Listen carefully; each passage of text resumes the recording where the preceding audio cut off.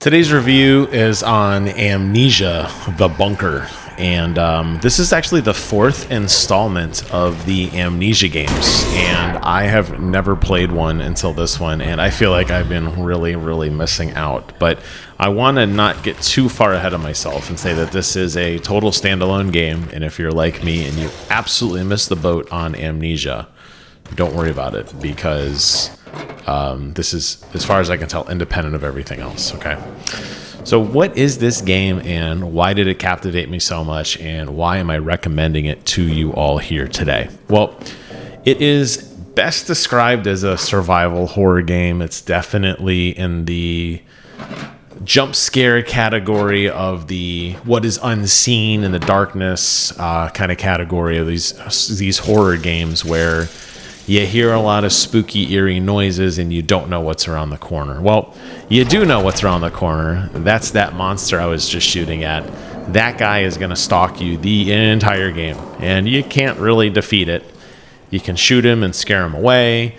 You can make noise and go hide somewhere. You can lock yourself behind certain rooms that are safe, but he is going to keep coming. And he is triggered by sound effects.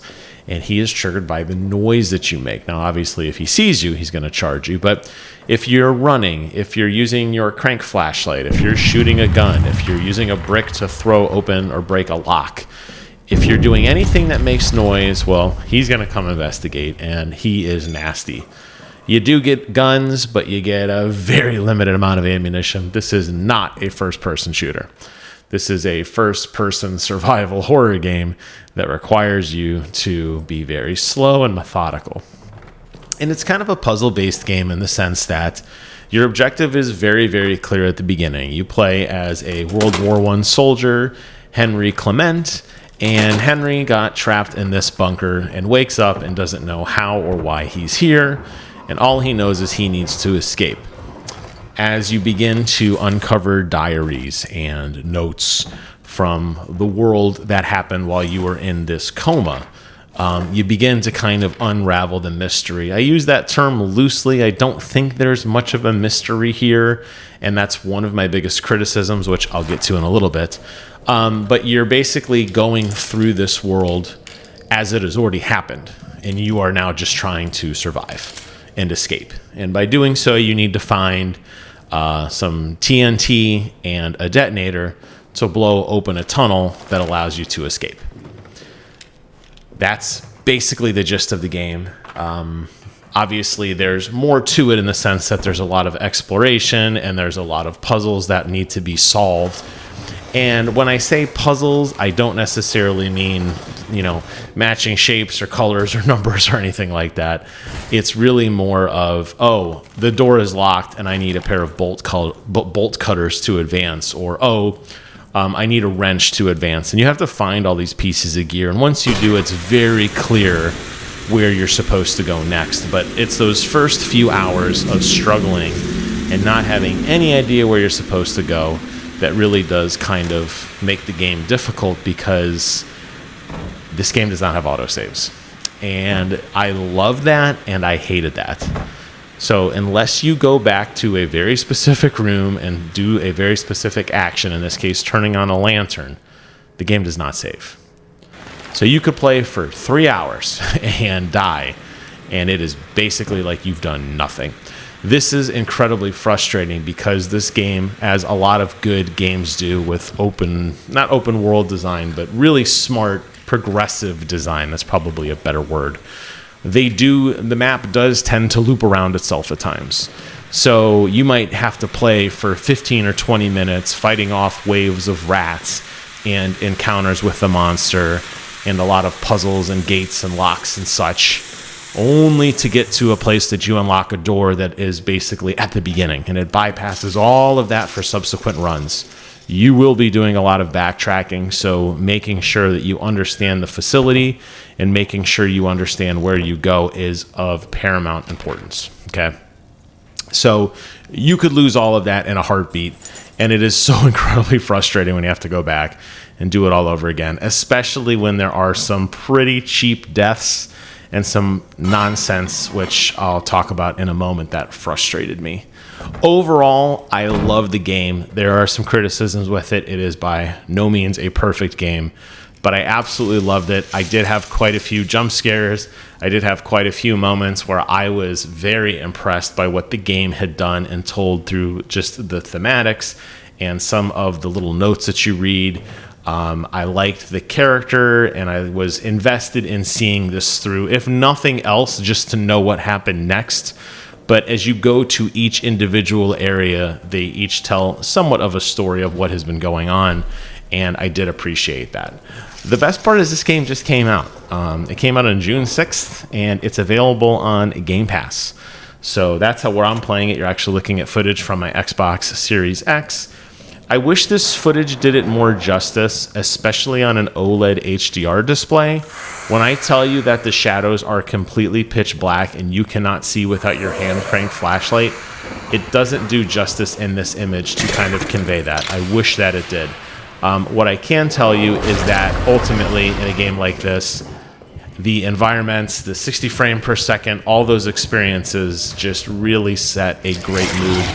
And playing with a pair of headphones and really investing in the ambiance of the world makes it so much more fun. So I can't say enough about that in terms of the glowing review part, but it's far from perfect. And that is where a lot of my frustrations lie. I feel like this game is probably somewhere on maybe like an 8 out of 10 in terms of like how fun it is. And I give it an 8 out of 10. Not a perfect score because there are some nuances. One of the most frustrating things that you'll find early on is the monster's inconsistency to basically how it interacts with the world and how it interacts with sound. There are places that I tested this, and it took me about 6 hours to beat this game. There are places where I tested this, and I could not for the life of me figure out why. The monster was doing different things each time. Sometimes he would appear and come running out, sometimes not at all. Here you're looking at one of those tests now. I mean, I did need to kill those rats because they were super annoying, but the monster is supposed to be attracted to loud sounds. So I shoot a barrel full of TNT, which makes the entire screen shake, massive explosion, blows away parts of furniture and boxes and enemies, and everything is in complete disarray, and there is no monster. There are times that I will pull my crank flashlight, which is your primary source of illumination. You do get other ones later. And he comes running out instantly. Now, I know that there's definitely set areas where the monster has to appear because it's very clear that they put in some puzzle elements that kind of force you to, hide behind a box or hide in a cabinet or throw a bottle to the left and go to the right. But ultimately, the fact that the monster is so inconsistent was very frustrating.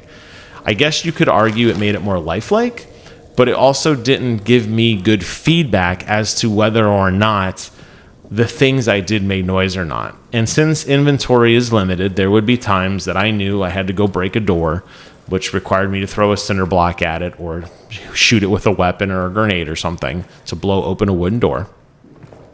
And I would take massive amounts of arsenal, all my bullets, first aid kits, special lighting sources, everything, turn on the generator to make sure I had lights in the environment. I mean, like, this was going to be like the run to just basically, I'm going to go back, I'm going to break the door, fight the monster, and then I'm going to run back to base, and then I'll save, and then I can do a subsequent run of going through said door.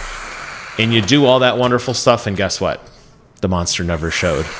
Or in this case, I just threw a piece of raw meat, which is supposed to attract these mice are supposed to be attracted to the raw meat, which allows me to go through. You saw me through the meat.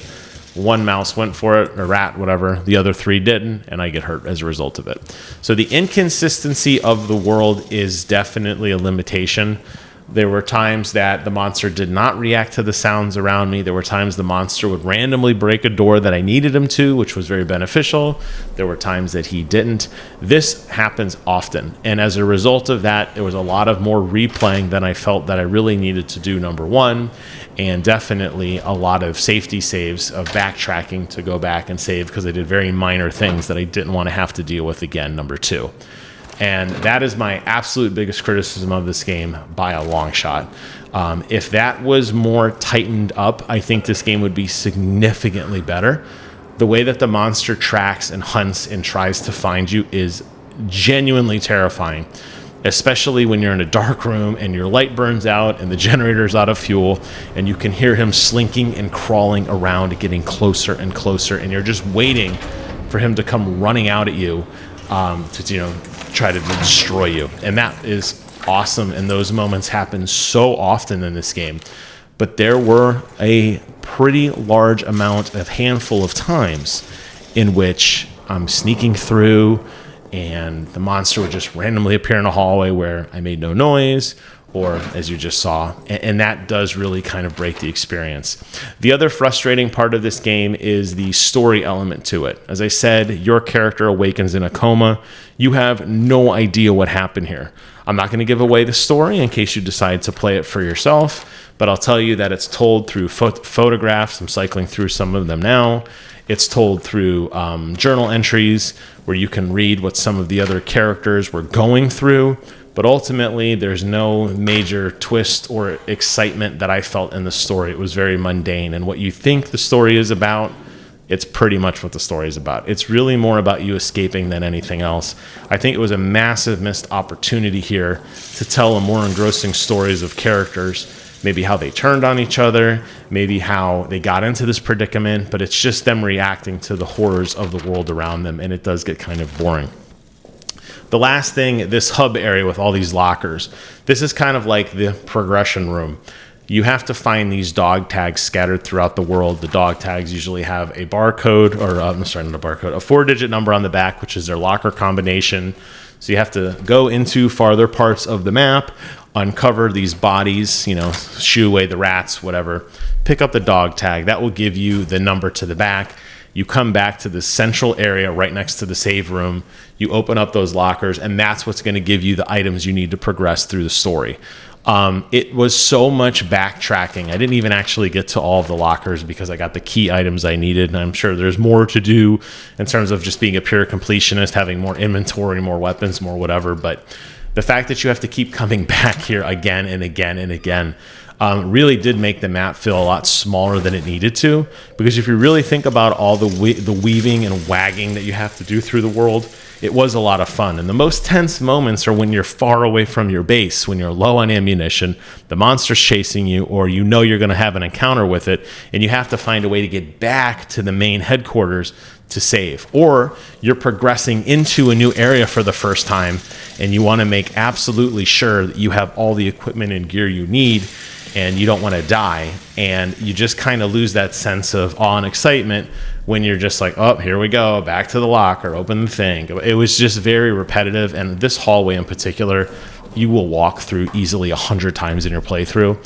and it never gets any more exciting. It never changes.